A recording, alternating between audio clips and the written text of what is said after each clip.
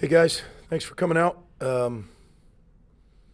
Really a tough one to swallow Saturday, but true to our form, our guys came out yesterday and we had a real good practice after we went through the autopsy of the game, and we were 0-1 in the Wisconsin season. But the great thing is we got a chance this week to go 1-0 in the Michigan State season, and that's what we started to do last night. So I'll open it up for questions. Sounds like there's some uncertainty with their quarterback situation. I guess what's the challenge of preparing for that type of uncertainty, and especially when one guy doesn't have a whole lot of film to evaluate? Yeah, I mean, we have scouting report on him. I have some things that were public access video. I knew of him when he was at St. John Bosco in California. So if they end up playing him, he's more of a bigger pocket passer type guy, where Kim is probably a little more mobile. But I don't see huge changes in their offense. Now, they had a bye week, just as Wisconsin had a bye week, which is interesting, right? That you have two in a row that have bye weeks. That always makes me think a little bit. But so they have the opportunity, and especially with the change. Like, what went on certainly was a traumatic experience out in East Lansing, and to have a chance to catch their breath, and as a staff to really circle up and say, okay, what do we want to do for this back half of the season? Who do we want to be? How do we want to run this thing? Whereas I'm sure initially it was, trying to just keep everything going. So is there a guarantee that they'll be in the same thing? I can't tell you that, but we'll be prepared for both. Yes, just at the midway point, what's your overall assessment where your program is?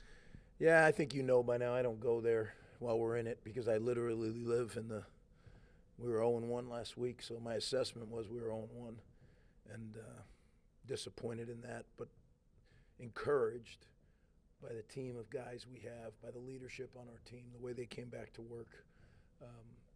I said something after the game that I really feel we're just not there yet. We're getting there.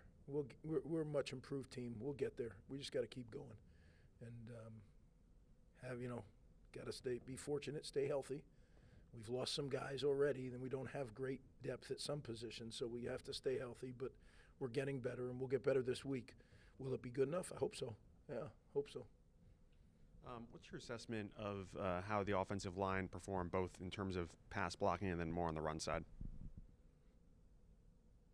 You know what? We did some good things, and then we did some things that were really poor. So, when you mesh that out, it's usually not going to be good enough. Inconsistent would probably be the number one word that comes to mind. We need to build consistency. And I think I know we're capable. I know that. We just need to do it under pressure in a game against really good personnel. We're going to get that chance this week. Michigan State's front four is as stout and as athletic and disruptive as we'll face all year. So it's a huge challenge. We saw Reggie Sutton play some significant snaps on Saturday. Just your overall evaluation of him, and is there any chance that he could be elevated into a starting role, or is that a little too much? There's always a chance, Richie. I mean, the competition is competition, and he's getting more reps. We have to, to me, some of my NFL experience and some of our coaches' NFL experience will come into play with Reggie, because Reggie's much like a 30-something-year-old lineman in the league that, you get him ready, you get him what he needs during the week, and then you let him go as much as he can. And when he tells you he can't go anymore, then you gotta pull him. We're working towards that. The thing that Reggie brings, he's really a good player. He understands the game. He's mature. You don't do what he has done if you're not one of the toughest son of a guns on the planet. So you get a lot when he's in there. Just gotta, like I said, you gotta manage it. Evan Simon stepped into a difficult role on Saturday. Can you just speak to him and his performance, but also just kind of the role that he has on the team and what you've seen from him this year on and off the field? Yeah, I was pleased with the way Evan went in there, and I knew he would. Evan doesn't sweat anything. You know, that's one thing he's got going. He's a cool customer. And I thought it was great that first play in there, Kirk throws the ball, calls a pass. That shows you how much we believe in him. And he's done a great job of just, preparing as if he's a starter. He doesn't get as many reps as the starter, but preparing and making every rep count. And sure enough, when the opportunity came, he made the most of it. So I was pleased. And I think that the way he works, they have a really good quarterback room. All of those guys support each other. When Johnny went in the week before, everybody was so excited for him. So I think they got something special in that room, and it's led by Coach Shiraka. Where's Sam Brown in terms of him just getting built back up into full game shape? Yeah, Sam Brown, interesting because, October 22nd, 2022 is when he got hurt. And he had a pretty significant surgery, had a little bit of a setback, over the course of the summer and missed some valuable time. He's getting caught up right now. And as he gets more and more caught up, Sam's a real good player. And the good thing is we have guys that stepped up, and, I think Kyle's, third or fourth in the league in rushing. And we have good backs in our backfield. I think Sam's one of those. He'll get more time. He just needs to get a little more work in practice. But as you guys know, we still have half a season left. He didn't start practicing in earnest until the first game week. So he missed all those practices, 15 in the spring, 25 in training camp. So it wasn't until the game week that he started. So we just got to give him a chance to get his feet back under him, and he's going to do just fine. He's already gone in and did some good things. We got to look. I thought about it Saturday. I did. We were struggling a little bit, and said maybe a fresh blast. But it was one of those games where there wasn't very many plays. So it's we're going to do this. Well, I'll just let Kyle done it. He's practiced that. And I think you guys know the importance that I put on practice and cumulative repetition. So we'll get Sam back. I know Michigan State season's important to focus one game at a time. Does it feel extra important this week, knowing where you guys are at the season, 4-2, coming off a tough loss? Does it feel like a must-win? I never, ever was must. I just never have felt that in my career. I put every game's a must-win to me. I wake up in the morning, that's all I think about. I go to bed, so what more can you do? To me, every game is you give it every single thing you got.